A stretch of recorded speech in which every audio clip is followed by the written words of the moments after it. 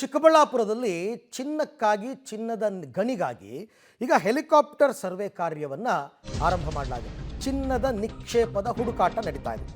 Helicopter ಮೂಲಕ ನಿಧಿ ನಿಕ್ಷೇಪಗಳ ಶೋಧ ಕಾರ್ಯ ಆಗ್ತಾ ಇದೆ. ವೈಜ್ಞಾನಿಕವಾಗಿ ಭಾರತೀಯ ಭೂವೈಜ್ಞಾನಿಕ ಸರ್ವೇಕ್ಷಣಾ ಇಲಾಖೆ ಈ ಶೋಧವನ್ನು ಮಾಡ್ತಾ ಇರತಕ್ಕಂಥದ್ದು. ವೈಜ್ಞಾನಿಕ ಸಲಕರಣೆಗಳನ್ನು ಬಳಸಿ ಶೋಧ ಕಾರ್ಯ. ಬೀಚಗಾನಹಳ್ಳಿ ಕ್ರಾಸ್ ಬಳಿ ತಜ್ಞರು ಏರಿಯಲ್ ಸರ್ವೆಯನ್ನು ಮಾಡ್ತಾ ಇದ್ದಾರೆ. ಚಿಕ್ಕಬಳ್ಳಾಪುರ ಜಿಲ್ಲೆ ಗುಡಿಬಂಡೆ ತಾಲೂಕಿನ ಬೀಚಗಾನಹಳ್ಳಿ ಕ್ರಾಸ್ ಈ ಭಾಗದಲ್ಲಿ ಲೋಹಗಳ ನಿಕ್ಷೇಪ ಇದೆ ಅಂತ ಈಗಾಗಲೇ ಒಂದು ಸರ್ವೆ ರಿಪೋರ್ಟ್ ಹೇಳ್ತಾ ಇದೆ. ಹಾಗಾಗಿ ವೈಜ್ಞಾನಿಕವಾಗಿ ಅದಕ್ಕೆ ಅವ್ರದ್ದೇ ಆದಂತಹ ಮೆಜರ್ಸ್ ಇರುತ್ತೆ, ಭೂವೈಜ್ಞಾನಿಕ ಸರ್ವೇಕ್ಷಣಾ ಇಲಾಖೆಯವ್ರದ್ದು. ಅದನ್ನು ನಿಮಗೆ ಏರಿಯಲ್ಲಿ ಪತ್ತೆ ಹಚ್ಚಬಹುದು. ನೋಡಿ, ಅವ್ರು ಮಾಡ್ತಾ ಇರೋದು ನೋಡಿ ಯಾವ ಥರ ಅಂತ.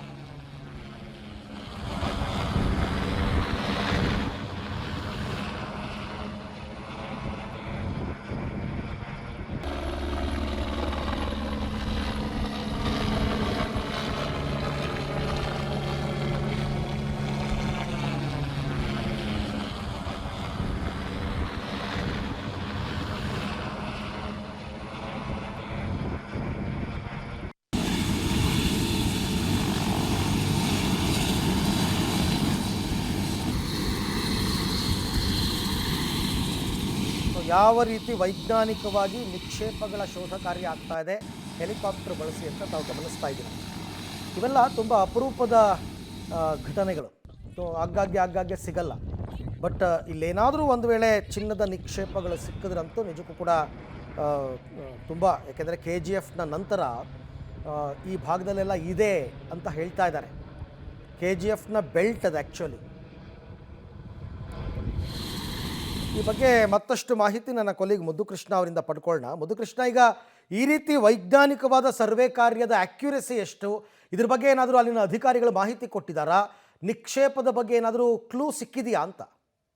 ಖಂಡಿತ ಅರವಿಂದ್, ಚಿಕ್ಕಬಳ್ಳಾಪುರ ಜಿಲ್ಲೆಯ ಗುಡಿಬಂಡೆ ತಾಲೂಕಿನ ಬೀಚಗಾನಹಳ್ಳಿ ಕ್ರಾಸ್ ಅಂತೇಳಿ ಅಲ್ಲಿ ಒಂದು ಆದರ್ಶ ಶಾಲೆ ಇದೆ. ಆದರ್ಶ ಶಾಲೆ ಇರುವಂತಹ ಸರ್ಕಾರಿ ಜಾಗದಲ್ಲಿ ಈ ಹೆಲಿಕಾಪ್ಟರ್ ಲ್ಯಾಂಡಿಂಗ್ ಮತ್ತೆ ಟೇಕ್ ಆಫ್ ಪಾಯಿಂಟ್ ಏನಿದೆ ಅದನ್ನ ಮಾಡ್ಕೊಂಡಿದ್ದಾರೆ. ಹಾಗಾಗಿ ಕಳೆದ 3 ದಿನಗಳಿಂದಲೂ ಕೂಡ ಈ ಒಂದು ಏರಿಯಲ್ ಸರ್ವೆ ನಡೀತಾ ಇರುವಂತದ್ದು. ಚಿಕ್ಕಬಳ್ಳಾಪುರ ಜಿಲ್ಲೆಯ ಹಲವು ಭಾಗಗಳು ಸೇರಿದಂತೆ ಪಕ್ಕದಲ್ಲಿ ಚಿಕ್ಕಬಳ್ಳಾಪುರ ಜಿಲ್ಲೆಗೆ ಹೊಂದ್ಕೊಂಡಿರುವಂತಹ ತುಮಕೂರು ಜಿಲ್ಲೆಯ ಮಧುಗಿರಿಯ ಬೆಟ್ಟ ಸಾಲುಗಳಿದೆ. ಆ ಎಲ್ಲಾ ಕಡೆ ಕೂಡ ಈಗಾಗಲೇ ಕೂಡ ಏರಿಯಲ್ ಸರ್ವೆ ನಡೀತಾ ಇರುವಂತದ್ದು. ಪ್ರತಿದಿನ ಕೂಡ 2 ಬಾರಿ ಏರಿಯಲ್ ಸರ್ವೆ ನಡೆಯುತ್ತೆ. ಅದು ಒಂದು ಬೆಳಗ್ಗೆ 8 ಗಂಟೆಗೆ ಟೇಕ್ ಆಫ್ ಆಗುತ್ತೆ ಹೆಲಿಕಾಪ್ಟರ್. ಸರಿಸುಮಾರು 3 ಗಂಟೆಗಳ ಕಾಲ ಈ ಒಂದು ಹಾರಾಟ ಆಗುತ್ತೆ. ತದನಂತರ ಬಂದು ಲ್ಯಾಂಡಿಂಗ್ ಆಗುತ್ತೆ, ಮತ್ತೆ ಮತ್ತೊಂದು ಬಾರಿ ಕೂಡ ಹಾರಾಟ ಆಗುತ್ತೆ. ದಿನಕ್ಕೆ 2 ಬಾರಿ ಈ ರೀತಿಯ ಹಾರಾಟ ಆಗುತ್ತೆ. 3 ಗಂಟೆಗಳ ಕಾಲ ಈ ಹಾರಾಟ ಇರುತ್ತೆ. ಆಗ ಈ ಒಂದು ಸರ್ವೆ ನಡೀತಾ ಇರುವಂತದ್ದು. ಅಂದ್ರೆ ಅಧಿಕಾರಿಗಳು ಹೇಳ್ತಾ ಇರುವಂತದ್ದು ಇದೊಂದು ಪ್ರಿಲಿಮಿನರಿ ಸರ್ವೆ. ಅಂದ್ರೆ ನ್ಯಾಚುರಲ್ ಆಗಿ ಎಲ್ಲಾ ಕಡೆ ಸ್ವಾಭಾವಿಕವಾಗಿ ಮಾಡ್ಲಾಗುತ್ತೆ.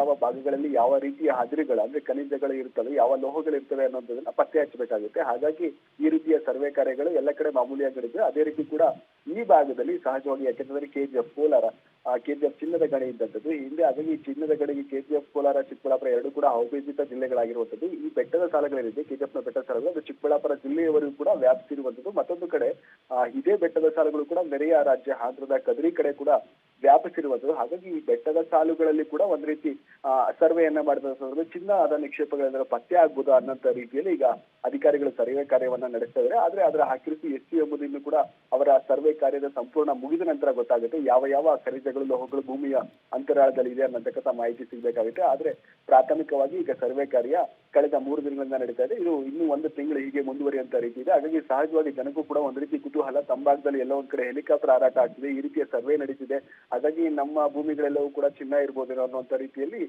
ಗುಸುಗುಸು ಮಾತುಗಳಿಗೆ ಜನರಲ್ಲಿ ಕೂಡ ನಡೀತಾ ಇರುವಂತದ್ದು. ರೈಟ್, ಥ್ಯಾಂಕ್ ಯು ಮುದ್ದುಕೃಷ್ಣ, ತಮ್ಮೆಲ್ಲ ಮಾಹಿತಿಗಾಗಿ ಧನ್ಯವಾದ. ನೋಡೋಣ ಅದರ ರಿಪೋರ್ಟ್ ಏನು ಬರುತ್ತೆ ಅಂತಕ್ಕಂಥದ್ದು.